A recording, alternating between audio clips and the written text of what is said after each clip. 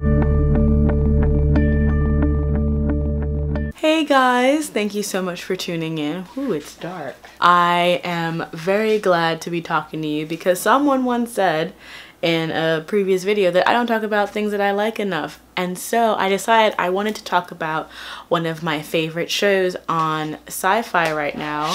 Not The Magicians, I'll talk about that soon, promise, but the show Wynonna Earp.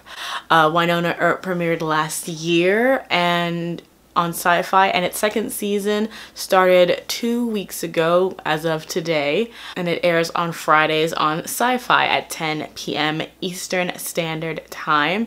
It is one of my favorite new shows, and I love it because there are a lot of shows that get compared to Buffy the Vampire Slayer. Like anytime you have a show that's got like that weird supernatural high school or supernatural, you know, kick-ass female lead, it's always thought of as a spiritual successor to Buffy, whether it be Teen Wolf, Lost Girl, Being Human. All of these shows are thought of as like these Buffy clones. They're shows that were really inspired by what that character and what that show did for television, especially for women-led SyFy shows. And what I think is key about understanding what it means to be a successor to the Buffy legacy is that what makes Buffy a great show is not just that it had a great female lead, but it's the whole package. The fact that it's a show that has amazing continuity, the fact that it's a show that has really engaging characters, the fact that it has actors and actresses who can sell the lines that they are given.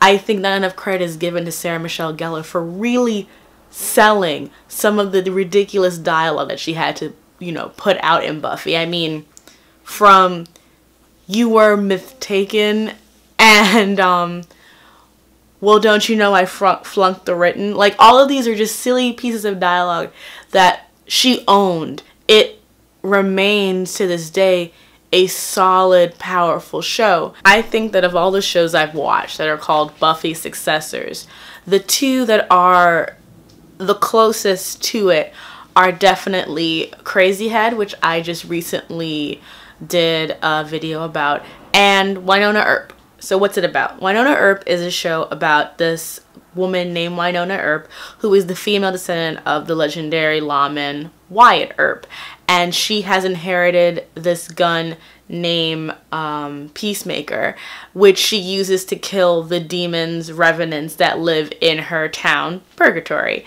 And it's very much a sci-fi western action show with a lot of really interesting queer elements. And what made it so good for me is that I think it had a really solid character development and knew how to use its cast so brilliantly that I just got hooked on from the very beginning, and I started binge watching it. And so this is my video telling you 5 reasons why you should, after watching this video, go on Netflix, because it is now streaming season 1, and watch Wynonna Earp. Please continue watching, and if you could like and subscribe, that would also be wonderful, and I would greatly appreciate it. And thank you for listening to my annoying voice, and let's get into this Earp-tastic adventure. So reason number 5 to watch Wynonna Earp: the cast is legitimately amazing. I think that they do a really good job of avoiding some of the cliches of other ensemble shows. What made Buffy such a great show is that the entire cast contributed to making the show work. Even characters you don't like I don't like Xander, but I cannot deny the role that Xander plays in the narrative because the show knows how to integrate him into it. And I think Wynonna Earp does that really well. The cast is made up of the main heroine, Wynonna, who I will get to later, but she is the main character of the show.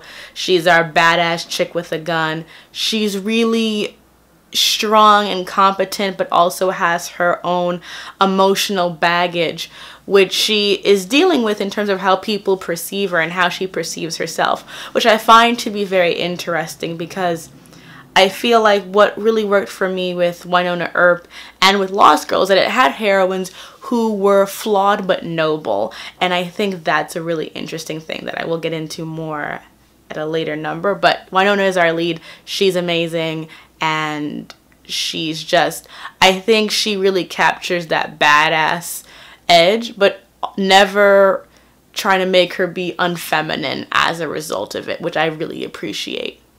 Then we have Xavier Dawes, who works for the Black Badge Division of the government, sort of like their secret exfilian, you know, military division. And he comes to Purgatory to work with the Earp heir and help keep the revenants under control. But he also has his own backstory and his own developments that apparently we're going to see more of in season 2, which I am currently watching, and it's really good so far. But I think what I love about Dawes is that I'm always suspect of shows that only have one person of color in the main group initially, because there's always that threat of that character being sort of the last man in terms of getting storylines. From the very beginning, Dawes has always had a very active and compelling role in the Wynonna Earp narrative, both as his own person, as a leader, and as a love interest to Wynonna. And I think that is one of the more important things about this show to me, is that I like it when it treats its characters of color well. And he may be the only one here right now, but as of so far, he has been given a lot of respect and dignity as a character. And what I really appreciate is that he and Wynonna, while they have sort of that like hot and cold, will they, won't they type of thing going on, his leadership capabilities and her leadership capabilities are there to complement each other, not to make one seem weaker. Wynonna needs Dawes and Dawes needs Wynonna in a symbiotic relationship that doesn't bring either of their badassery down. Then you have Doc Holliday. He is the semi-immortal cursed friend of Wyatt Earp from ye olden times. He was cursed by a witch to be immortal, and he has just sort of been brought back to the playing field and is sort of engaged with both sides, both Wynonna's side and the Revenant side. His stuff is more things that enveloped while the plot goes on, but he again is a very interesting character because you think he's going to be this stereotypical like uber macho man, and while he does have that, there are these very sort of queer elements to his character which are very interesting. I don't know if they're going to be fully developed the way I think they would be, but I do like that they use him to sort of play off stereotypes of the time. Like there's this one scene where he inherits this like very bright pink car, and he's like, oh, the car is so masculine and virile, because when he was growing up, you know, in that time period, pink was a masculine color. So they use him a lot to do a lot of these very gender fluid ideas. And so I think that that's really interesting, because that kind of macho man character could be so easily made to be sort of like a brutish, like, I'm here to be a man force. But so much of the narrative is him learning to be caring, and him caring and him being a supportive figure and not letting that overshadow or control his ego. And I think that's really interesting in having a male character.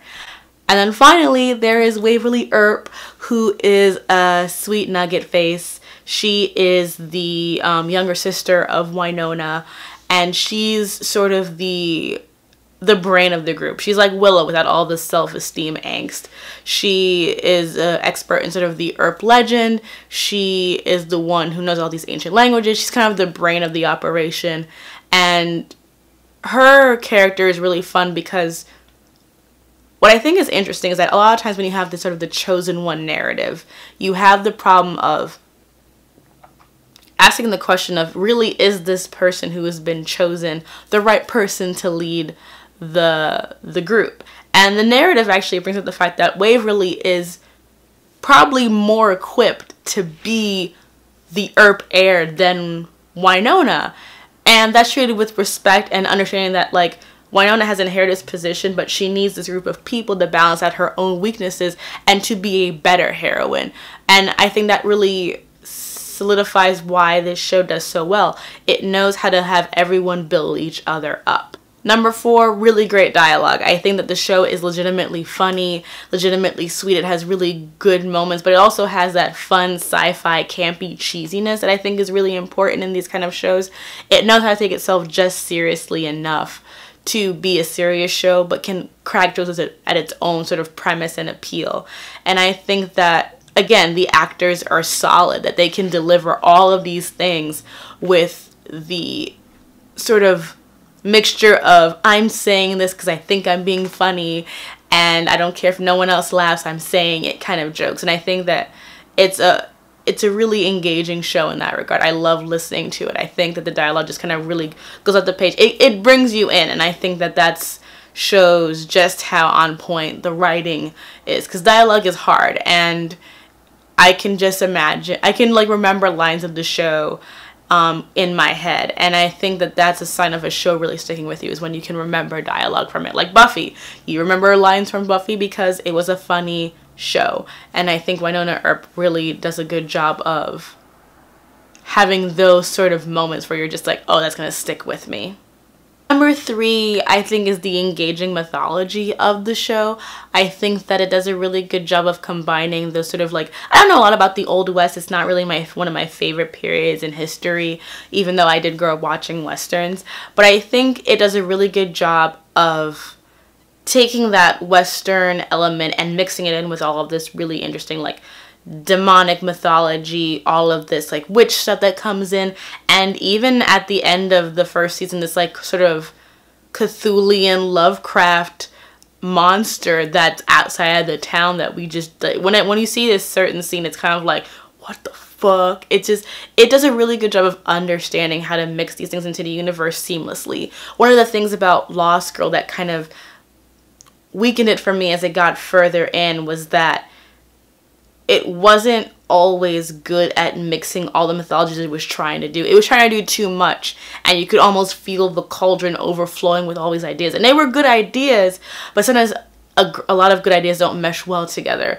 But I think Wynonna Earp does a really good job of keeping everything on the same sort of playing field. Like everything that's brought into the story makes sense within the core mythology that the show is trying to work with. And I think that as long as it remembers its structure, it does a really good job of mixing everything in. Like the Iron Witch is really interesting. The history with the revenants is really interesting. And I want to know how this demon monster fits into everything. Like we know that there are demons that exist, so where does this go? And I think that that was one of the things that kept me hooked in. Number 2, there is a great bisexuality storyline. The show has a very big queer fan base, especially between, especially with female queer women. And I'm one of them. I love Waverly. Waverly goes through a bisexuality arc where she realizes that she's also attracted to women through the character of Officer Nicole Haught. And it's really well done, and it's done in a way that I think is very respectful to the character, and they don't try to wash away Waverly's bisexuality. Like, she is bisexual, she's interested in men and women, and she's discovering this later in life because there's never been a woman that came in that made her feel those kind of feelings. And as someone who went through that herself, I relate to that. Like, it's kind of like you meet that person and all of a sudden that door gets unlocked and it's like, oh, click, this all makes sense. So I was really glad to see it done in such a respectful, compelling, and interesting way. And I think that I have a lot of faith that it'll be done well. And I think just in general, the show does a really good job of being very, like, respectful of sexual fluidity. I mean, there are times where Wynonna will like flirt with women, and it's not seen as like a titillating way, but it's kind of like, well, I'm just gonna flirt my way out of it no matter who it is. Same thing with Doc Holliday, you know, his kind of like queer undertones for that character. The show is doing LGBT, well, LB really well. The G, there was an episode where they had this gay couple dying together, and it was kind of unsavory because I feel like when it comes to male queer representation, that sometimes it's just not done well. I mean, both lesbians and gay men don't get done well. I mean, there's problems throughout, but it's very jarring when you have only one male queer couple and it's not done right. And it's like, well, what happened, guys? So that was disappointing, but overall I think the show does a really good job of trying to hit all the right notes within that. And then finally, I think the biggest and most important reason to watch Wynonna Earp is Wynonna. I think that, like, in a lot of shows that I watch, I don't like the lead character, and I know that Waverly is probably more popular than Wynonna, but to me, Wynonna makes the show, dude. Like, she, to me, is everything. And full disclosure, I do have a huge crush on Melanie, the actress who plays Wynonna. I met her at New York Comic-Con, and she is just as stunning and funny and amazing and a cinnamon roll in real life as she is on the show. And, you know, I think what I like about Wynonna and why she works to me as a heroine and why she fills that Buffy void is that with Buffy, even when things were hard and difficult and when she had doubts about herself, she still knew that she had to do it for the greater good, for the people that loved her, the people who hated her, for everyone, because it was bigger than just her own needs and her own desires. And I think that Wynonna is that as well. I don't think of her as an anti-heroine. I think of her as just a heroine who has to deal with the burden of living in a society that has shed on her for things that aren't necessarily her fault, for not being, you know, protective of her, of not being nurturing towards her, even though she suffered through trauma and suffered through difficulties in her life, and no one was really there to help her in a nurturing, encouraging way that she may have needed, and as a result she acted out. And I don't think that makes you an anti-hero. I think that just makes you a fucking person. And the fact that in her opening scene she goes out to help a woman in danger, even though she knows that it's going to make her late and sort of confirm everyone's biases about her, she still does it because it's the right thing to do. And that's what Wynonna does. She does the right thing even when it's hard, even when it's painful, even when she doesn't want to do it, because she knows it has to be done. And she knows that as much as there may be, you know, sexist assholes that live in this town, it's her town, and there are also innocent people who need to be protected.